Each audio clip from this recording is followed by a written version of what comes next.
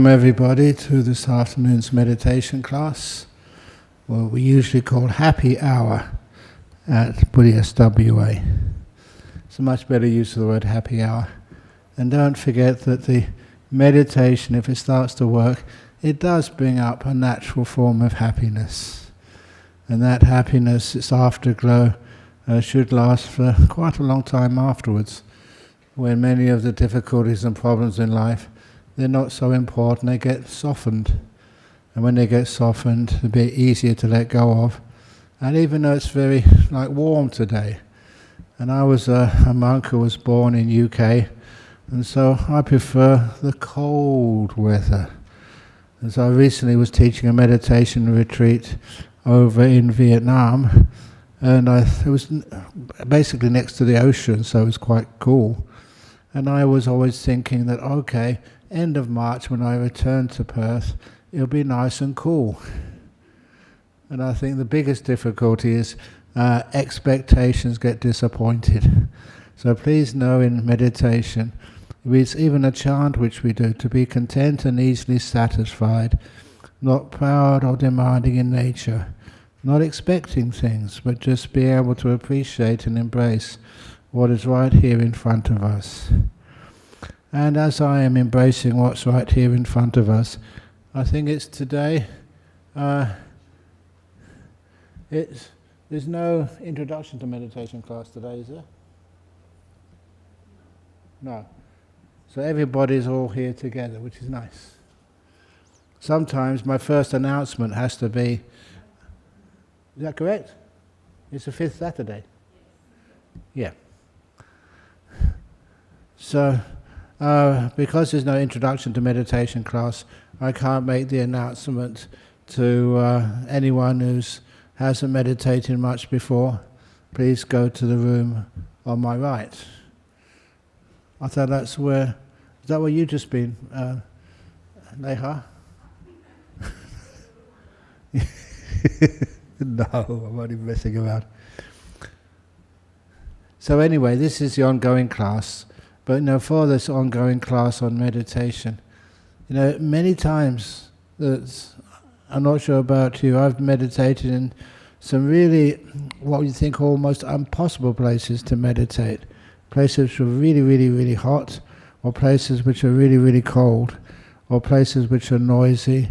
But nevertheless, I always like this little method of imagining a bubble around me.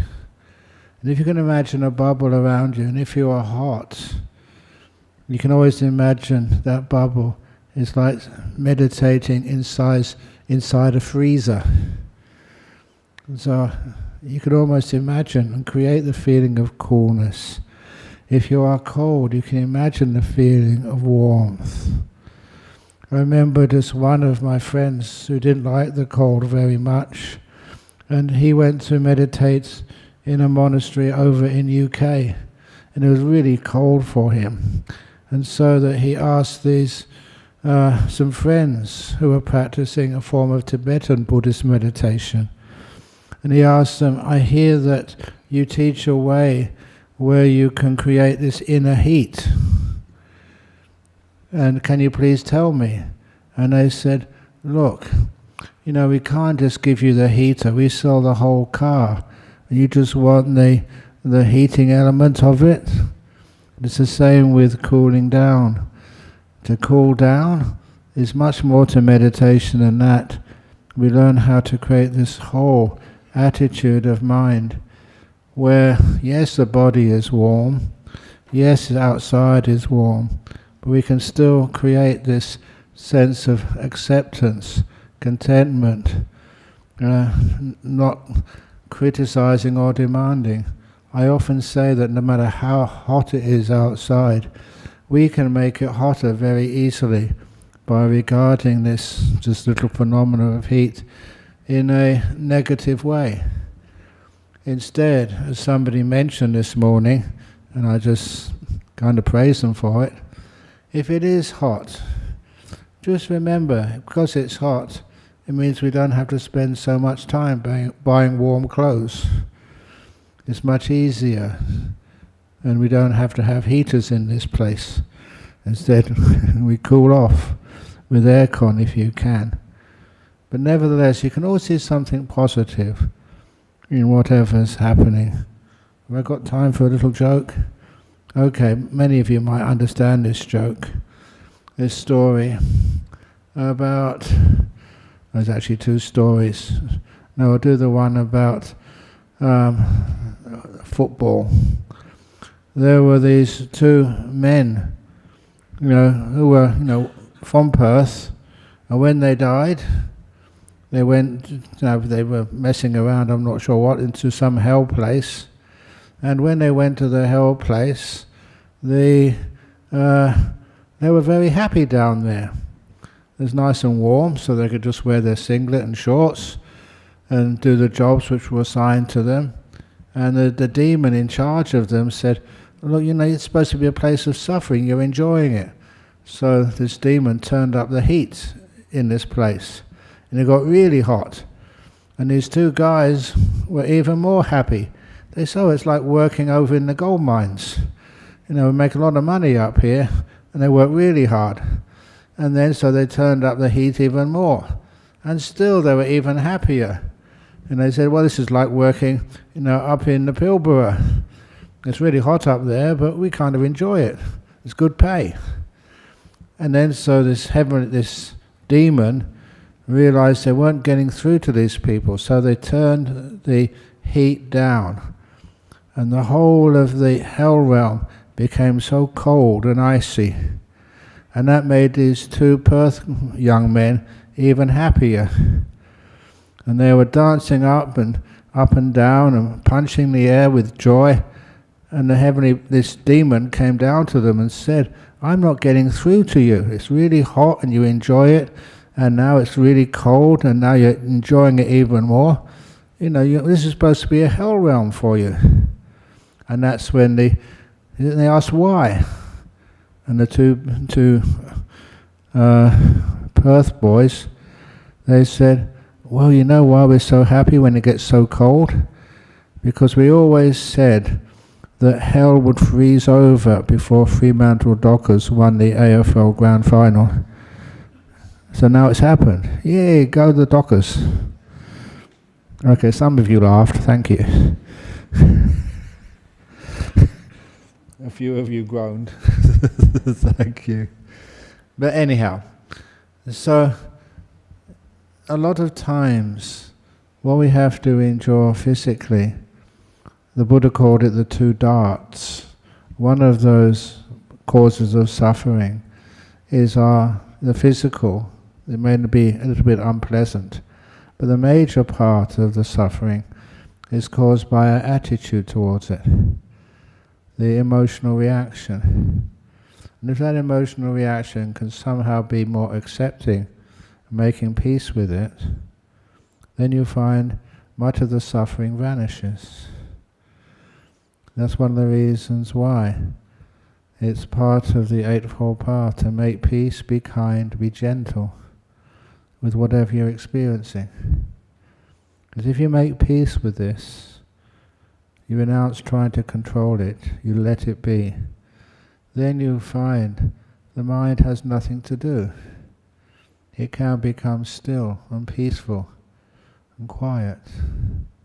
If you're kind to it, you do realize that the body does adapt after a little while. And soon, the warmth or the cold, you can't even feel it. And you're gentle. You give this time. Part of gentleness is patience. It will relax, it will become peaceful. So just let it. And don't keep fighting. Not fighting in the body, not fighting in the mind. And then you cool off and become really, really peaceful. And this is one of the tricks of meditating very easily. We're not fighting the world. We're making peace with it. So we can be with it. So we can understand it. When you understand it, you transcend it. And the problem vanishes that way. So it does not matter what reaction you can notice about how you feel right now, whether it's hot or cold, whether you're comfortable or you're really sort of aching or irritated. After a while, the irritation can disappear amazingly quickly. You do let it be. There's nothing you can do about it, so you don't do anything about it. When there's something to do, give it everything you've got. When there's nothing to do, learn how to do nothing. This is a more efficient way of using your mind. And when you learn that more efficient way, you have so much more peace and relaxation in the world. You know how to let go, put things down, and don't overreact. Overreaction is where we don't make things better by how we respond. We just make it warmer, hotter, more uncomfortable. I know that sometimes when people are in difficulties or people are in pain, sometimes it's how we react is one of the things where we can do something. If it's a disease or an injury, the body is creating those nerve impulses. But how we react to them is something else. And that's where we do have a chance to let things be. When you don't overreact, the body doesn't tense up. When it doesn't tense up, the pain gets less. When the pain gets less, we realize there is always something we can do to make life less uncomfortable, no matter what we have to experience. And of course, being a monk, I've had so many places in my life as a monk, because places where there is, even no hut to stay in. You sleep outside. Sometimes it's really, really hot. Sometimes it's rainy and you get soaking. Sometimes it's really, really cold, but you enjoy it. Remember one monastery I went to, and that particular day, it was in UK, it was minus 26 degrees. They hadn't installed the heaters yet, so we just had to rug up as best we can. But even that, you could still meditate and just allow the body just to react and settle down as best it possibly could. So many times you learnt these ways by not thinking and worrying about things. You survived really well. You learnt the power of peace. And it's not just an escape, but like a protection. Peace allows the body to be safe and allows the mind to not worry too much. And that means when you train about what peace is and how it works, the body and mind can become really still and healthy and peaceful. So anyway, that's me just rabbiting on at the beginning. The reason I rabbit on is because I was born in the year of the rabbit. So that's just my nature. And it's also because somebody gave me an early present, which was one of the chocolate rabbits. And I was eating that before I came in here. I didn't quite finish it, but very close. I'll finish it off after this meditation. But anyway, one of the reasons I do that, to talk, some of it was really useful, I hope, was actually to calm everybody down before we do the meditation. Sometimes people feel they can just come and sit down and get into peaceful meditation straight away. But you've noticed that I will always give a 15-minute talk about something before we start the meditation, because that is just making that transition between the world outside, which is always noisy, asking questions, helping each other out, doing this and doing that. So you can come and sit down and do nothing for 15 minutes. I do all the kind of entertainment in a calming way, so that you've had 15 minutes of not having anything you need to do. And that makes an opportunity for your mind to be quiet and become peaceful. Just like you park your car outside if you came in a car, and after 15 or 20 minutes you'll find your engine has cooled down because it hasn't been working, hasn't been running. You have the opportunity for stillness and coolness. So hopefully that's happened here in the last 15 minutes. Opportunity to be calm. So that 15 minutes is now gone. So now we will start the meditation. So if you can be aware of your physical posture, how do you feel in the body?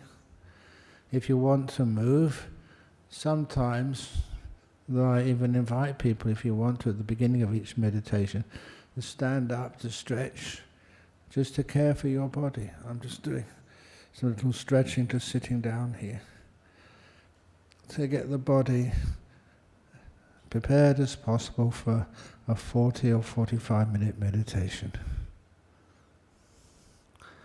And once it's as calm and peaceful as you can manage at the beginning, you don't really need to move it. Then dismiss that conclusion. We've got to relax our body with much more care at the beginning of meditation. Because if we don't relax it, it will disturb. And this meditation is not about disturbing. It's not about enduring.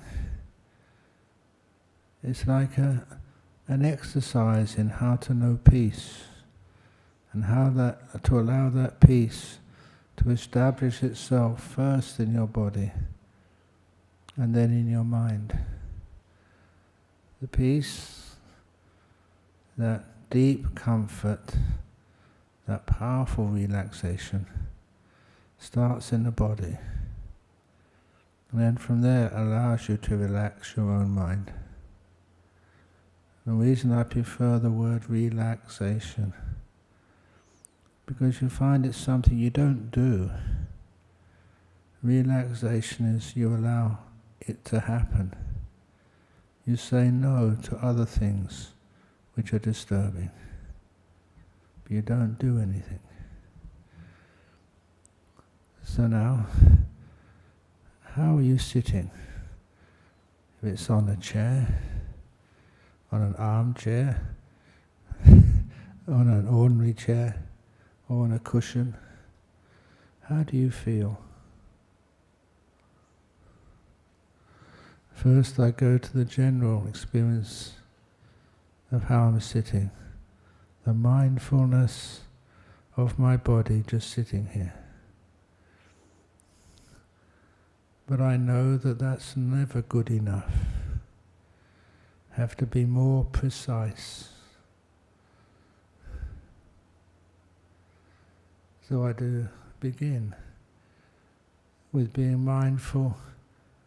I like being mindful of my own toes. Precise, for many of you unimportant, but still a wonderful little exercise to start the experience of awareness and to feel what it does, how it affects, for me, my toes. I never had any injuries in my toes recently, not for years, but still I can relax my toes. And please bear with me. If someone had told me that I had to relax my toes 30 years ago, I would have probably said, "You're crazy." but it's simple to do. And once you know how to relax your toes, you find it much easier to relax all other parts of your body, even parts which are sick or hurting. But I start with my toes. How do my toes feel? And now I have awareness of my toes. It's like I'm contacting the feeling in my own toes with my brain. That connection is now strong. And along that connection, my brain to my toes, I send this kindness. This is an important part of the practice of meditation. Many people leave that out, and to their problem. When you give kindness, I find that whatever I'm aware of tends to relax, ease off. Things don't feel so tight or tense. So I'm kind to them. Even when I do kindness to somebody who comes to me wants a quick blessing, that's what I do, if you wish to know. I know all these chants, but I don't just say the words. I know their meanings, and I add some kindness, and hopefully that can be felt. If that felt, that gives you this great sense of confidence, peace, power. Just like I give that kindness to a little cat who was lost. That kindness could relax it and allow it to find some peace and happiness.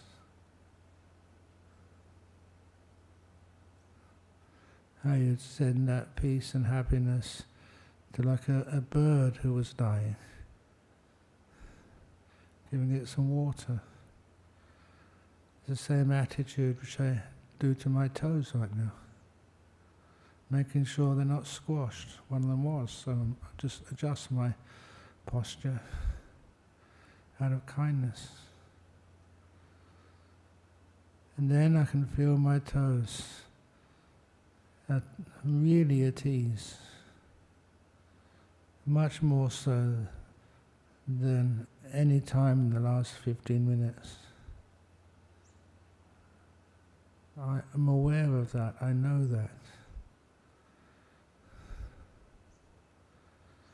And then, having relaxed my toes deeply, I move that awareness slowly up my body, up my feet first of all, from my toes to that front part of each foot. They say the balls of the foot on the bottom of the foot, and the uppers, the heel. And my goal is to gently pick up any sensation in my feet, wherever that sensation happens to be. And the ones which at this moment tend to stick out for me is just in the top of my foot, next to the ankle. I can feel it's not an unpleasant feeling. It's a tingling feeling for me. And I just imagine it relaxing. Sometimes I imagine it's just being soaked in a cold water, cooling off my feet and all the blood vessels which flow through it.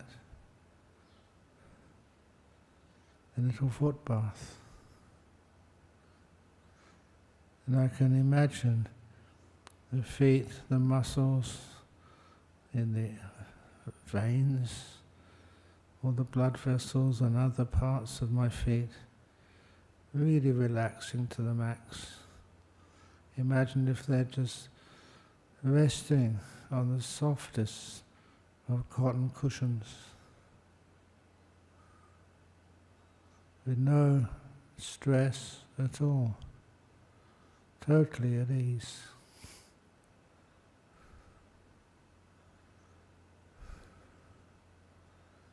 When they're totally at ease, the feet feel so relaxed. It's like they're ready to disappear, so I can go deeper into the meditation without being disturbed by any discomfort anywhere in my feet. Now I have to spread that comfort further up my body, because I start with the feet as a good, again, place to start. It's easy down there. And as I start scanning up my body, go to my ankles first of all. This is traditional body contemplation. As I feel the sensations in my ankles, just like in my toes, they're not painful, they're not really disturbing, but nevertheless, I can still relax them a tiny bit more. As I relax them a tiny bit more, the strength of my mindfulness increases. And the effect that kindness has on my ankles is discerned as well. You're aware this actually works. You're relaxing a part of the body which is not so important as other parts, but nevertheless is useful. And I continue scanning upwards, above my ankles, the calves of my legs, the skin, the bones, the blood vessels, the parts of my body whose name I do not know. I'm a monk, not a doctor, but I don't need to know them. I just need to feel them, to be sensitive to them, and to know how to give them kindness.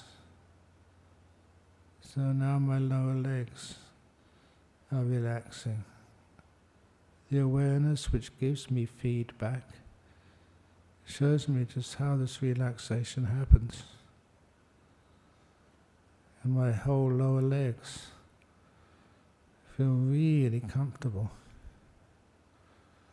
And go to the knees. Many people have problems with their knees. I should have at my age, and all the little accidents, or sporting accidents, or falling down cliffs which I've endured in my life. But I'm just aware of the sensations in my knees. How do your knees feel? Can they be relaxed? Can they kind of open up so all the bodily stuff which should be flowing through them can flow through unimpeded?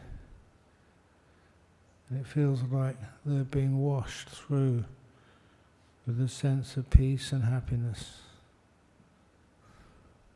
These are your own knees. It's once they feel relaxed, I go further up through the thighs. I don't mind about the size of them. I just see if I can pick up any sensations there. Any feelings that are there, I let them be. I'm kind to them, making sure that nothing is squashed or stretched, that everything is loose. It's like releasing the tightness of a string.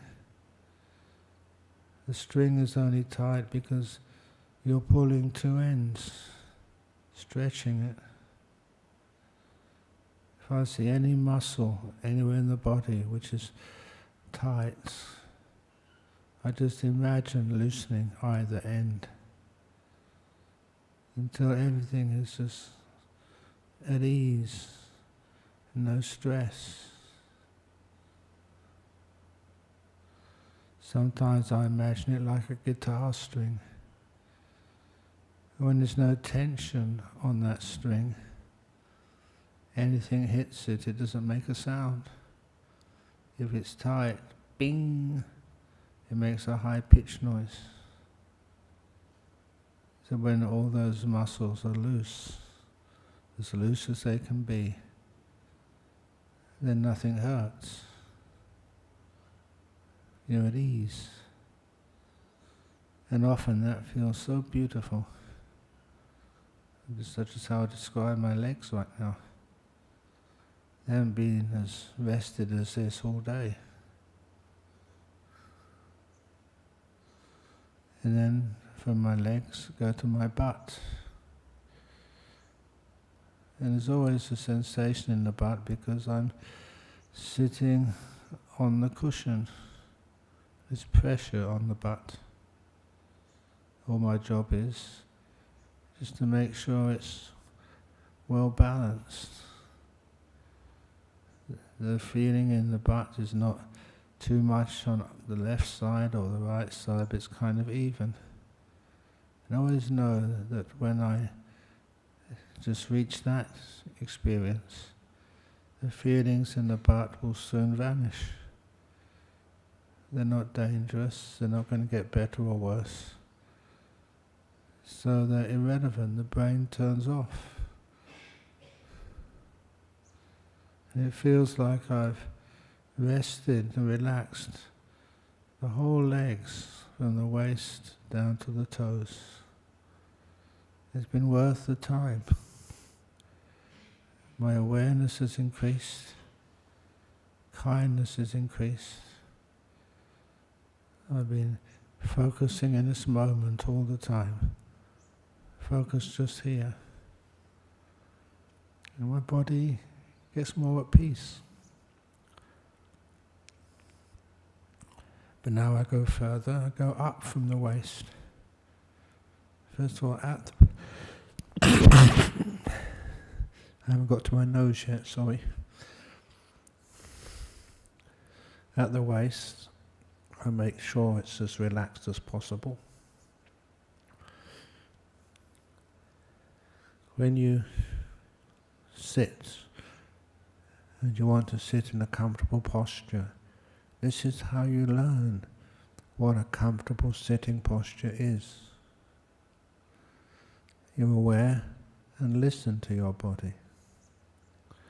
Let it instruct you. So now I feel my waist, just needs a tiny adjustment. Now it feels in a comfortable position. So then I go up my body slowly. As I go up my body, centimetre by centimetre upwards, of course I go through my digestive tracts.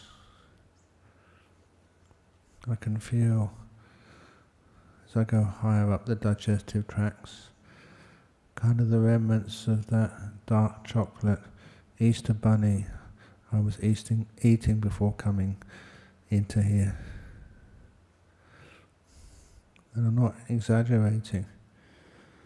I know when it starts to digest how it feels. I don't usually eat that in the afternoon.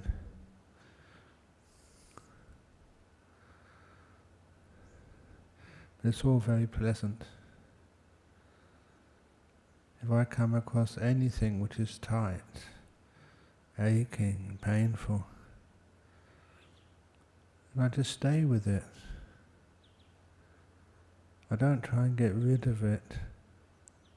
I just be with it. Just the same way if somebody is really hurting, you stay with them, speak kindly, with that kindfulness. They begin to relax. And with the relaxation, any discomfort or pain eases. And that's often where the ache or the pain can vanish. You relax so much that even the muscles which were tensing up around that injury relax so much that even the injury ache starts to vanish. And then past, you keep rising up, the mindfulness up my body, and it gets to eventually the stomach. So I'm just aware of my own stomach right now, what I take to be my stomach. And it's all calm, peaceful.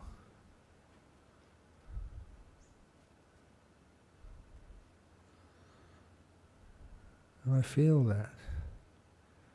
And that feels pleasant. And I know when I feel that pleasure of relaxation, the relaxation goes deeper. This part of my body feels more at ease than normal. And I go up further to my lungs.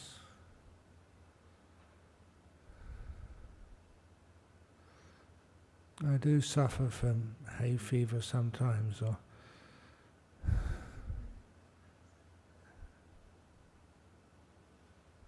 that's why I sneezed. And now I feel my lungs and let them relax.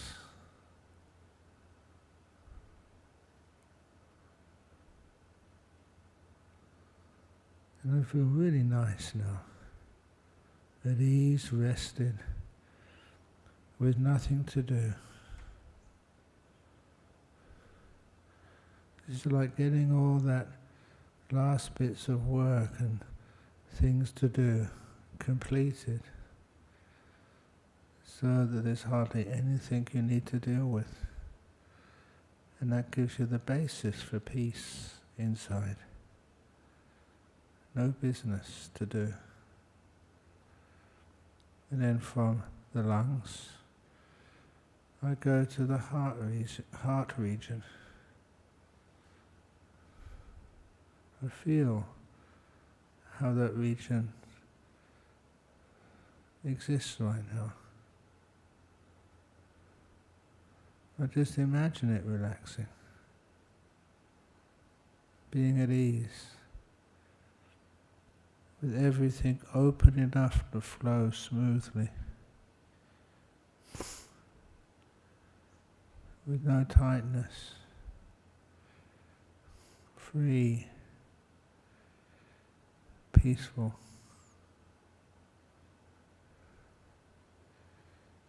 And for females listening, just that chest area, there's way too many experiences of breast cancers. So just check that area and give it a big boost of kindness. It gives it energy to be able to deal, with any sicknesses which try to lodge there.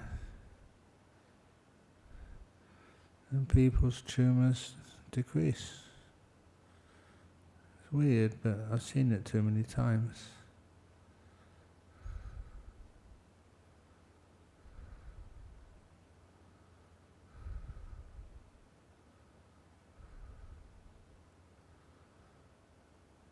And eventually, please don't go at my pace. Go faster or slower. This is your meditation. I'll just give a little lead. And eventually I go to my shoulders and learn how to relax them. Often what I do, I imagine them two big bundles of strings on either side of my spine, my shoulder muscles. And they've been pulled, extended, stretched too much. Now my job is to imagine both ends on each side, letting go. So there's no tightness on them at all now, nothing is pulling them. My shoulder muscles are loosened.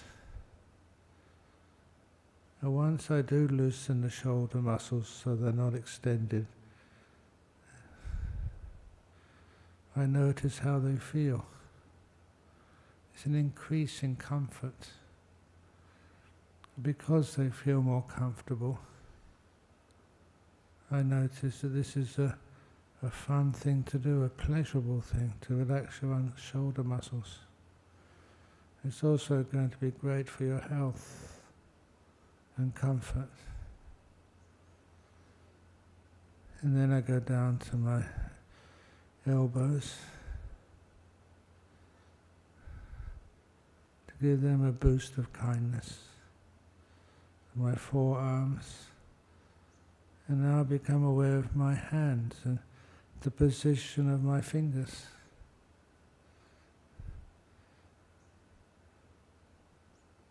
When I do this, I kind of ask my own body, fingers, how do you feel? And I listen. My fingers are not in the usual position, so I'll be kind to them and just change them. My usual position is my right fingers gently on top of the left fingers, with the thumb slightly touching. To me is a comfortable position. If it's the same for you, fine. You find the most comfortable position for you. That will be very important to other parts of your body, where you don't hold your body in a vice in one particular spot. You listen to your body and let it decide.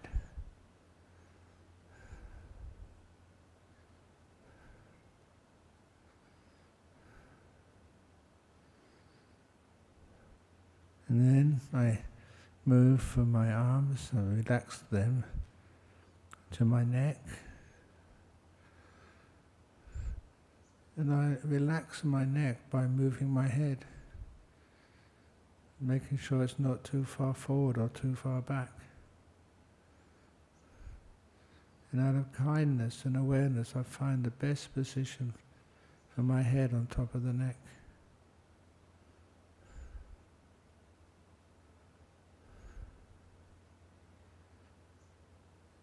And then the last thing I do, I become aware of the muscles around my eyes, my nose, my mouth. To me, that sensitive area.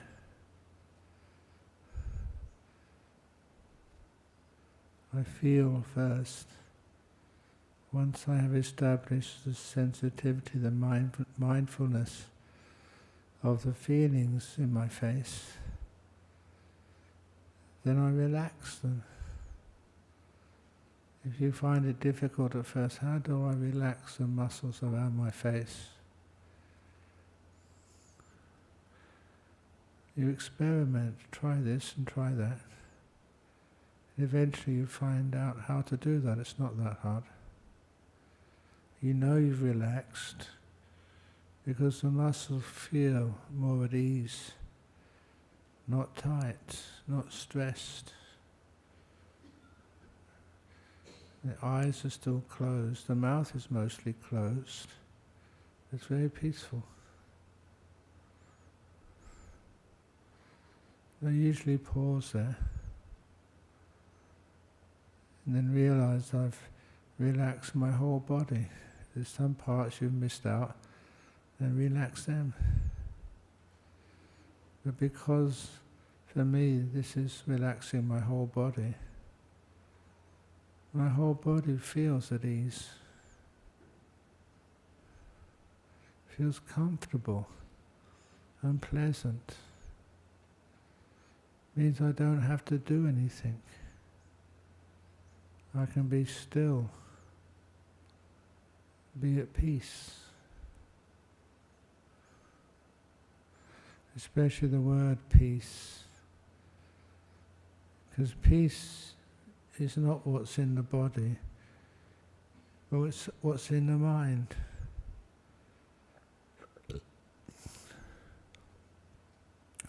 It's my segue from the body into the mind. When I'm relaxed, I can know peace. How peaceful is my mind? And I also recognize what deepens that peace. And it's being in this moment. A lot of the work, a lot of the thoughts, looking for solution, looking for answers, is about the future or the past. Those are the two enemies of peace, the biggest enemies. I look at them that way. So instead of having thoughts or perceptions about the past, I let the past be. It's gone. It's finished. What's done is finished. And as for the future, the past, rather the future, is what I'm making right now. My attitude in this present moment influences the future more than anything else. So when I decide to be at peace, to be simple, to let things be, I know that my future will be the best possible.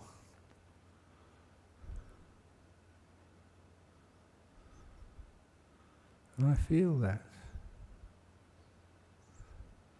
My body's been relaxed. Now my mind gets relaxed. You don't have thoughts about past or future. Just in this moment. And in this moment to take it deeper with mindfulness and kindness. I notice this moment, the present moment, that of kindness. I don't give things names. I don't try to capture the present moment, like taking a photograph of a beautiful sunset, or like writing a poem about how you feel. I don't try and capture anything. I let this moment be. And any words, ideas which come up, I never try to keep them. Regard them like clouds through the sky. Where they come from, I don't know. Where they go to, I can't find. All I know is what's happening in this moment. Just an experience, a feeling. Because I don't collect it, it has no weight. You feel light and free. You go to what we call the silent, present moment awareness.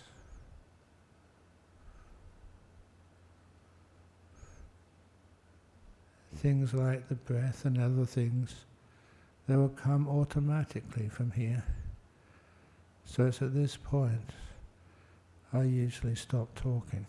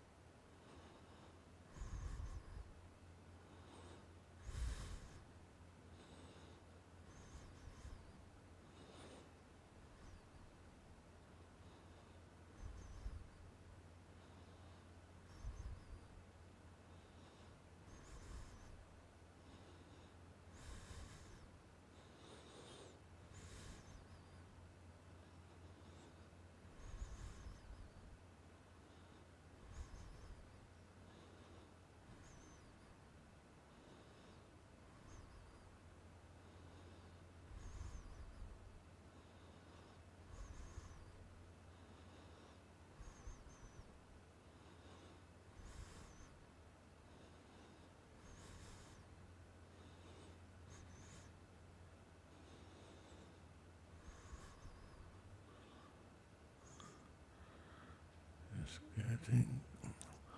getting close now to the end of this meditation period. Don't open the eyes too quickly. Please now be aware of how peaceful is your mind. And there's a huge range of experiences which happen when you're peaceful. How it feels. Be mindful of peace.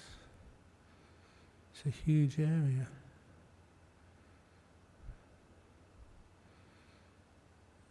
And if it really is peace, it's pleasant throughout.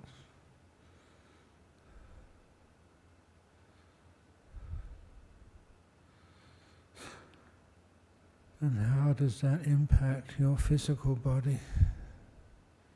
How your body can relax so deeply.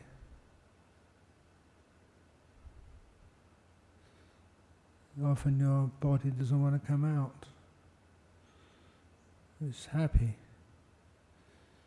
content.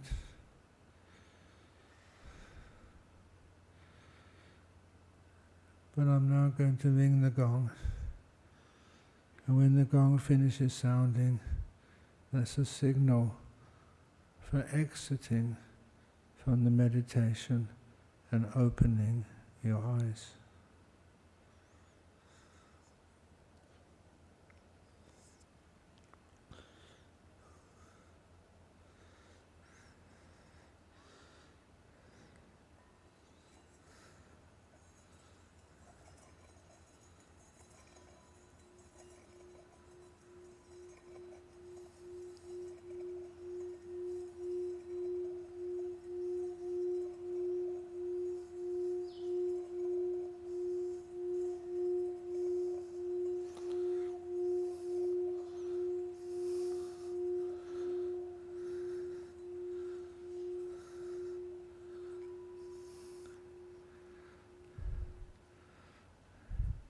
Welcome back.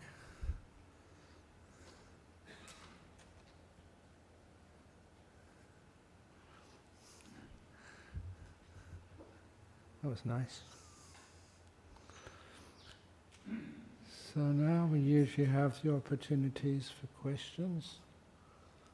Is there any questions on the internet?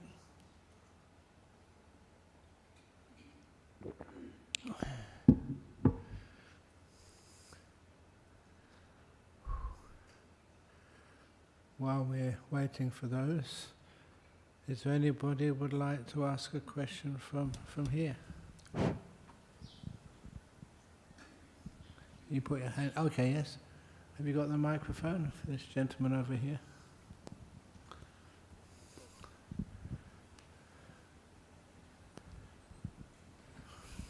Yes. Thanks, Ajahn. I was wondering, with walking meditation, what your, I suppose, what you feel should be the best, or maybe not the best, but a good technique for working with walking meditation, you know, the breaking apart and noting, or general awareness of body sensation, or whatever it may be. Thank you. Yes, thank you. With the walking meditation, one of the reasons we don't emphasize it here is how many people in this room. We don't really have the space in this room to do walking meditation. But if ever you go to our retreat center in Jhana Grove, we deliberately built that. We didn't adapt old buildings, we designed it from scratch. And so we have 3 rooms for walking meditation, 3 halls. And we put just concrete floor and red yoga mats. So it's a bit of controlling the people doing walking meditation, because we did notice, we just put a hall there. Some people would walk diagonally and they take up the whole space, which is unfair. And there's other places in that facility to do walking meditation.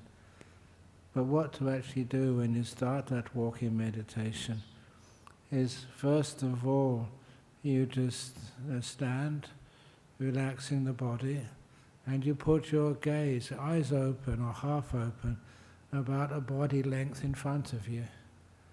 You do that to feel safe, so there's nothing going to crawl, you're not going to step on anything, you're not going to hit the wall. And then you start walking, don't look to the left or the right, and you walk as fast as the body wants you to walk. So you don't deliberately try to go the slowest or the fastest. See what the body needs. When you get sensitive to the needs of the body, what you're doing, you're cooperating with the body. You're working with it, not training it, which means the body is far more compliant. And then, as you are walking, what I do is to notice, the muscles, in my lower legs, which have to move, just to move the leg upwards. Sometimes I notice my heel, or the sole of the foot, and how does it just move up? My foot, both sides, left and right, they go up and go backwards slightly. And then comes the next stage of just a step where you walk forward. Your foot moves forward, but never goes horizontal, it goes in an arc. And then it steps down. And that's just one step. I love doing the walking meditation without any socks on, no shoes, no matter where I am, simply so you can actually feel the sensations of the soul touching the ground. And there's so many different sensations there, like this carpet, or out on the paving bricks, or on wood. And it becomes fascinating, all these different sensations, but also the sensations of walking. There's so much to be aware of. And usually what happens, I love telling this story of when I was a young monk. I think I was only a novice at this time, novice monk. And I started my monastic life in a monastery in the middle of Bangkok. But nevertheless, they had a hall there which no one was using. That was my meditation walking hall in the mornings. And I could always hear the sound of the one of his grandfather clocks, which would chime the quarter hours, ding dong, ding dong, ding dong, ding dong. And that meant I could know just from sound that it took me half an hour to walk from one end of the hall to the other end of the hall, then turn around and walk backwards. I never realized how deep you can get in walking meditation until one day I was busy walking in that hall. Busy? But I was focused walking in this hall, and I heard the sound, a really strange sound, the first time I've heard this. Now my monk's name at that time, Ajahn is like the shine of a senior monk, a teacher. So my name at that time was BSWA. And I heard this sound, which was really weird. BSWA. Very soft, like it was from a couple of miles away. BSWA. And it was interesting, because I hadn't heard anything like that before. And your mind was just so still and focused. You heard it again, BSWA. To cut the long story short, I figured out and found out it was true. There was a monk shouting as loud as he could in my ear hole, just maybe a millimeter from touching my ear. I'd forgot I had an appointment, and he was sent to come and get me. And I loved that because it showed me how much of my senses had just disappeared, and just a slight ability to hear things remained. And it took me about 2 minutes to actually to turn my head and ask him, what? If you'd have seen me do that, you'd have probably called the ambulance and took me away to somewhere. But that was natural at the time. You get so focused into stillness You're so happy there, and that's an important point. The satisfaction is so great. It's hard to come out. And so it's really close to going to deep meditation. What you usually do then is, once you know that you're getting very deep, you can just sit down, wherever you are. And there you can get into some very nice deep meditation. There's one of the monks, I have a picture of him on the wall in the dining room at Bodhinyana Monastery. This was an Ajahn Brahm who not many people know about. There's another Ajahn Brahm these days, but this was some years ago, and no one knew just what a great meditator he was. But how he practiced, he just heard one of the monks, I think it was Ajahn Brahm, just say, to practice meditation, all to do is just to sit and walk, nothing else. And that's what he did. He had this little hut in the middle of nowhere, and he would walk meditation like that on his walking path. When he got still, he just sat down right there and got into these deep meditations. When he came out of that deep meditation, he'd stand up and start walking again. And he did that for hours. And we know he was not a fake. I went to see him once, many years ago, with, many of you may know, one of my former monks, Ajahn. And Ajahn, they were just talking. And this Ajahn Brahm asked him, "Where do you live?" He said, "In Australia." "Where's that?" Because these were monks, who hadn't really done much schooling, had very little idea of geography. He said, "It's down south." And what's down south? Well, we know we have Australia, it's got deserts, it's got a forest. And so if you go further south, you get to Antarctica with lots and lots of ice and snow. And this monk was listening because he hadn't heard anything like that before.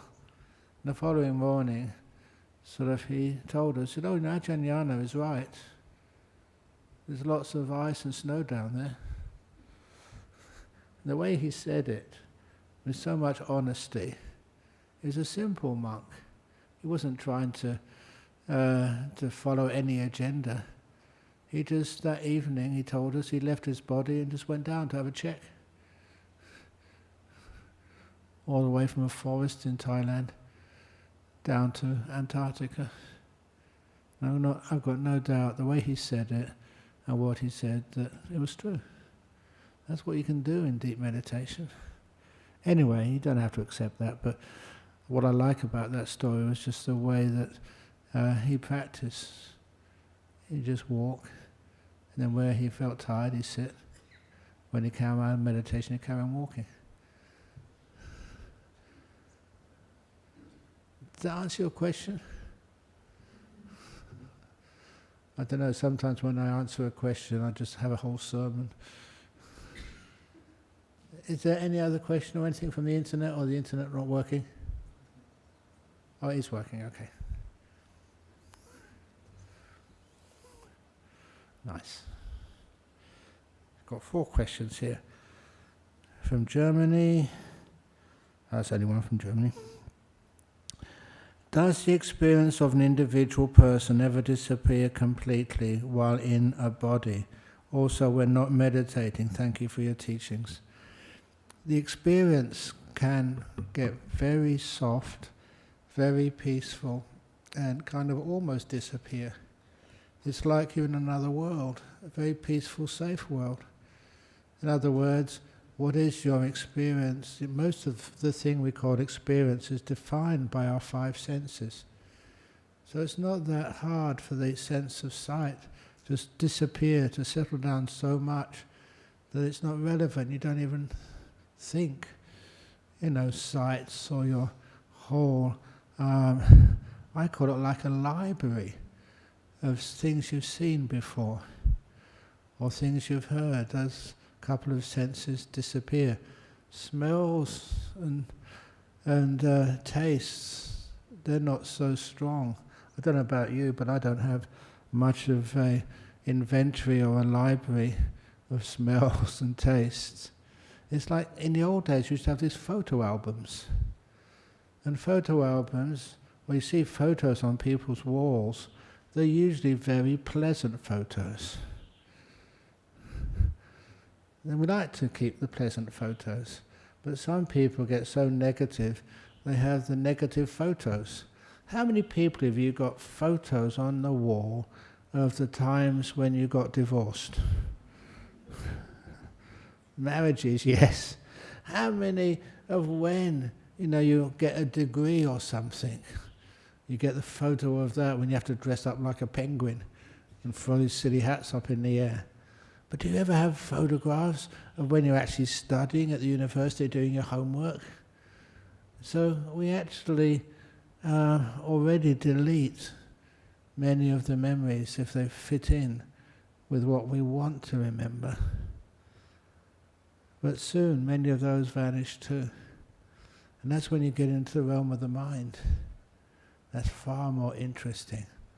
That is still experience, but you can't really call it experience of the body. It's kind of like another realm.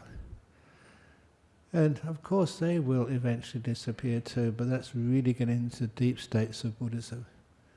In the meantime, just sometimes get that freedom from the physical realm, so you can be at peace and still, no matter what's happening outside.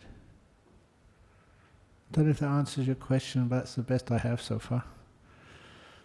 Next question, I have a family member and a friend who both have cancer. I dedicate my meditation practice to them as metta at the end. Would that make a difference to the prognosis? Thank you. Yes, it does. Sometimes people don't understand the power of the mind, and even your mind affecting others. I don't know that if you've ever had a child and the child is really sick, it may just be a cold, or they have a flu, or like a broken bone or tummy ache or something. Kindness is very powerful. My experiences of those were especially formed, when I used to spend so many hours in my early life playing soccer in the street. And I would fall over many times. And I remember just every time I fell over and scraped the skin off my knee, I'd run to my mummy, crying, "Mummy, Mummy, I'm hurting." And I still remember what she would do. She'd just kneel down as a small person, and she would kiss the wound. Is that healthy? A mouth full of germs on an open wound. At the time I never knew about germs and hygiene. All I knew is that my mummy was caring for me. And she kissed that. The pain went almost immediately. And the knee never got infected. Never. And I just, "Thank you, Mummy," and then went off to carry on the football game. It was crazy, but that's how I grew up. And you don't see that happening, if they do ever still do it, on professional football matches or AFL matches when somebody has an injury and the coach runs on and kisses it better. I've never heard that happen these days. But it actually worked. It was the kindness, you could feel it. It's your mum. She loved you and you felt so safe with her.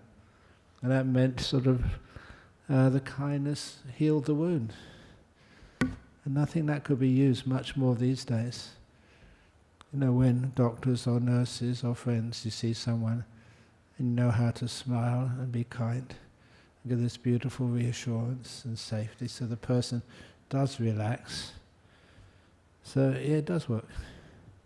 It also can work for yourself as well. So you can heal your own wounds too with kindness. Hey Ajahn, what are your thoughts on the teachings of philosophers such as Marcus Aurelius, Epictetus and Seneca? Basically I have no thoughts about them because I don't really know them. I know they were supposed to be great people, But there's so many other philosophers in this world, and you can't study them all. And I just, obviously like the teachings of the Buddha and a few other sort of great monks and nuns which I knew about or know about, and those are the ones which inspire me. And there's enough teachings there. Sometimes I feel that all the teachings, even though those ones we give here, sometimes it's like a banquet. And there's so many teachings which are given, sometimes you wonder, am I feeding you too much? If you eat too much, what happens? You get fat. If you teach too much about these beautiful philosophies, sometimes your brain gets fat. Just choose the best which you like. And then, like a buffet, there's more than enough which you can learn from. And if you like any of these great teachers, great. You don't have one teacher. You have many. Whoever comes here and gives talks, they see things from different angles. See it from this way, that way, that way. And it gives you a fuller picture. Why should we keep Sila for perfect meditation? Oh, that's a lovely question. I know Sila is really essential and important for meditation, but I, as a human, did a lot of mistakes and broke Sila. Sadly, how can I get more courage again, even after my mistake? Thank you very much, sadhu, sadhu, sadhu. It's Sila, keeping precepts. Mistakes are parts of Sila. That's why even, for the monks' Sila, their precepts, the nuns' precepts, he didn't just say you have to keep these precepts and if you don't, you just get out of here. You're expected to fail a few times. And it's from the times you fail, that's when you learn. I always realized that when I was a school teacher. If a kid made a mistake, because they hadn't learnt yet. It wasn't they were wrong or they were hopeless people. It was just they needed some more encouragement, some more teaching to grow more. So we never looked at making mistakes as something negative, but just as an opportunity to learn more, to restrain more, to become wiser. And so because of that, if you have made mistakes in Sila, please learn from those mistakes. Be honest about them. And once you're honest about them, find out ways you don't need to break those precepts ever again, or break them less. And the reason why the precepts are important, and I often said, I said this on even Friday night, that even the Buddha said that when your precepts are pretty powerful, your meditation is so much better. People say, well, how can I get deeper meditation? Should I actually sit longer or try different things to be aware of? No, it's even just the basics of those meditations, just by being more restrained, more harmless. That's the area of precepts. And when those are very strong, meditation is so easy. And it's something I have to chant to the new monks and new nuns, the bhikkhunis, when they ordain. That when your meditation samadhi is empowered by good sila, it's a great power and benefit. And I keep chanting that, so I listen to it as well, even though I'm chanting it. And you realize the power of keeping good precepts. It doesn't mean being a goody-goody and just keeping all the rules just to keep the rules. You understand why those precepts are there, not harming anybody, not indulging, not being selfish, just learning how to be kind and peaceful. Simplicity is great, so you have nothing to worry about. So that's actually how that works. Okay, I hope that answered it, but if it didn't, please ask again. Or even better than asking it, just do it yourself and you find out how powerful it is. Excellent. Okay, any questions which you have from here? More questions? Oh, crikey, it's 4:20. Are you happy with that so far? Going, gone. Okay, so I'm going to bow now, and we can have our next session, whenever that's supposed to be. When's that supposed to be? Rehad? 4:30. That's 10 minutes.